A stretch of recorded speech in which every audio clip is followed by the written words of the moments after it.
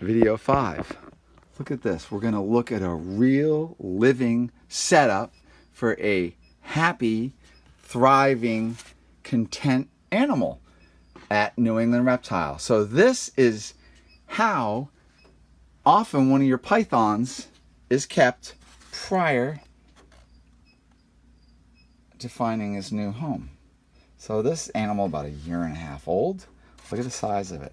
You guys want to see evolution? Okay, so we're going to show you the evolving process of animals as they start and what happens. So, baby blood python. Look, little, tiny. See that? Still hasn't even had its first shed. Look, had its first shed. It's fed. Look, a little bit bigger. Maybe he's had a few sheds. Look, really starting to get some size. Even more size.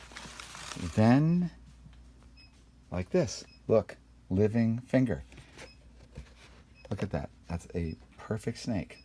So, for anybody, you know, you hear this sometimes, like, not even so much with our animals, but certainly sometimes with our animals. Oh, I got an animal and it doesn't eat. Okay, let's think about that.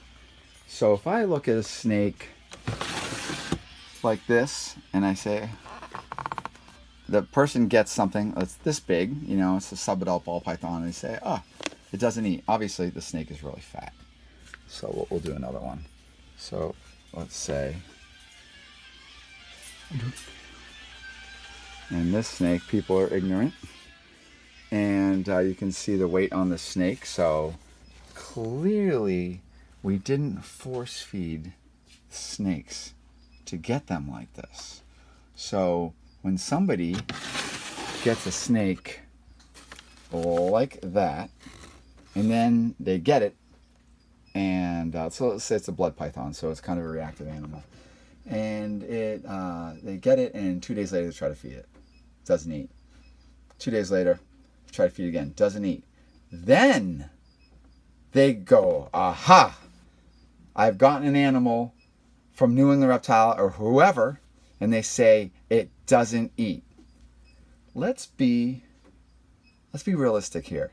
So, is it likely that the person that got the animal is possibly not doing something right, or is it possible that somebody like us at New England Reptile have been force feeding the snake since it was a baby, and then after about 1.5 years, we basically went from here up the line, and then after about 1.5 years, we that's a lot of force feeding.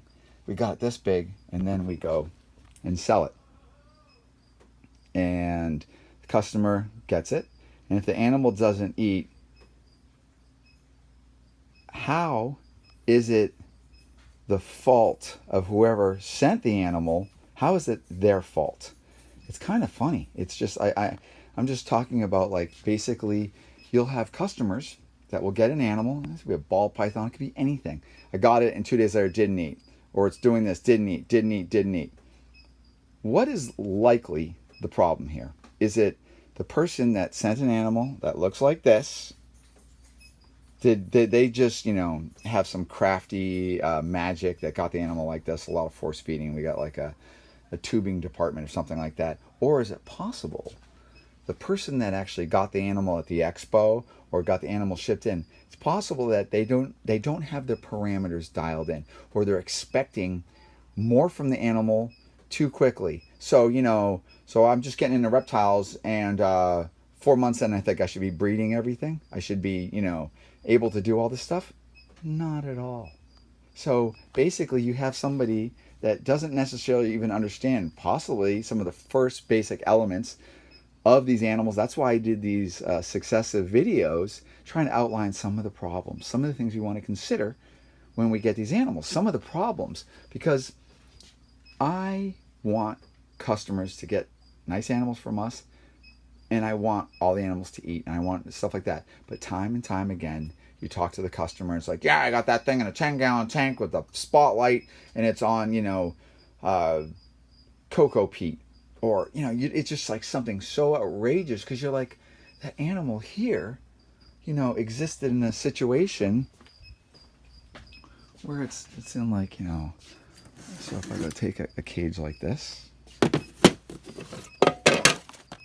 it's kind of exists like this. It's a very simple setup, and it didn't live in a 10-gallon tank with a basking light. It lived in a kind of a different kind of situation. And but right here, clearly these animals, at a year of age, have some size. Okay. So I want to just basically put this out there, because I just, a lot of times people are wanting to lay blame on a breeder or a dealer or something like that. And even when the animal's great, I have literally had people get animals. Oh, it doesn't eat from here, or whatever. It doesn't eat, right? And I'm like, oh yeah, bring the animal back. Say they're local. They bring it back and literally put it in a bin. I'm showing them a couple different animals. I go and offer it food and it eats. What else can we do? So I'm just doing this video just to basically get people, collect yourself when you get animals. And this isn't even so much us, but it's so ridiculous. People are always blaming somebody else. And indeed, there are a lot of bad animals out there, and a lot of animals that are sold that, weren't as said or whatever. And I want nothing to do with that stuff. I've always, pretty much our motto's always been no junking. We're really proud of our animals and stuff. So I want people to understand, if they get an animal, if it's from us, it's from whoever. And the animal comes in, looking like this, or, this ain't, look at that, that animal's fat. But, that animal comes in and doesn't eat as the person, wants it to do in a day or two, or even a week. They have unrealistic expectations of that animal. So they need to calm down. And going and posting things online saying, I got this animal from so-and-so, and it didn't eat, and I got it 4 days ago, or something like that. It's just so funny. You go and see this kind of stuff, and I just have to laugh. And it's like, collect yourself, because we're all using, social media for whatever benefit we see fit. And but going out there and complaining about stuff that you don't even understand basically just doesn't make anybody look any good. So I just wanted to, I've been watching this for a while, so I figured I was going to do a video just kind of outlining this, that possibly, maybe, there are reasons why people are having problems, and I try to outline some of these possible problems in some of the previous videos that are in the series. So there's 4 other videos to this. And I just felt like if I would go and put out a video of this with all the different things together, maybe other people that are having problems, that have sent something out and somebody didn't get an animal to eat or didn't do something like that, they could say, hey, go look at this video, because you're confident that you sent out a really good animal and you're proud of your animal or whatever. And this is dealers, breeders, whatever. Just use it if there's any value to this when you're dealing with your customers or whatever. And the same with the customers. I went through all these different things. I love each of my reptiles, just as, most people are buying reptiles the same reason. But I try to outline all sorts of different problems that you could be, we all are riddled with mistakes, myself included. So we make mistakes, and a lot of times that transpires into some kind of effect with the animal. The animal doesn't do what we want it to do, or we fail, or whatever. But sometimes if I outline some of the basic common things that I think that could go wrong, that maybe somebody who doesn't know as much as my seasoned years, then they could go, wow, you know what? I didn't even think about that. So I really hope people are getting something out of these videos. I'm not doing this to sound snide or anything like that. It's just like, I really like to run things kind of tight when dealing with, the animals that we feel that are quality animals that we're really happy about.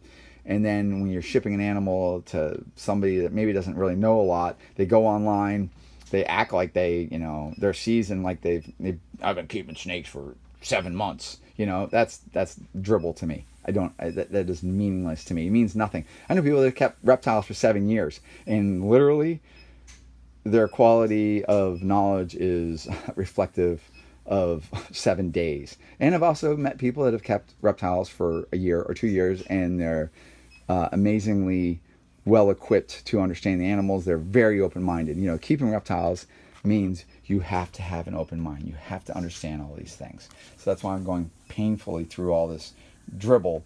So I now have a record. So if anybody has questions or whatever, I can just say, hey, go look at this video. And I really go over a lot of stuff. And I think I'm done babbling. So I hope this helps people.